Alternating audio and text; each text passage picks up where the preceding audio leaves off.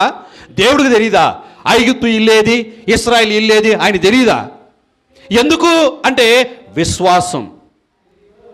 ఒకవేళ అనొచ్చమా, ఈ గొర్రె పిల్ల రక్తం రాసుకుంటే నేనెట్ట కాపాడబడతాను అని అనుకుంటే ఆడు చచ్చేవాడు. కానీ వాడు పూశాడు అంటే దానికి అర్థం ఏంటంటే విశ్వాసం ఉంచాడు. విశ్వాసానికి సంబంధమైన పని అది. విశ్వసించిన వాడు ఆ గొర్రెపిల్ల రక్తాన్ని ఆ గుమ్మముల పైన వ్రాసాడు.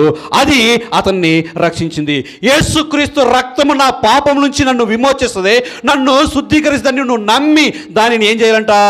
ఆచరించాలి. ఆయన కృపను బట్టి నేను రక్షింపబడ్డాను అని నువ్వు నమ్మి ఆ యొక్క దానిని నువ్వు జ్ఞాపకం చేసుకోవాలి. నన్ను జ్ఞాపకం చేసుకున్నటకే ఇలాగూ చేయడి. అందుకే ఇక్కడ పౌలు ఏమన్నాడు?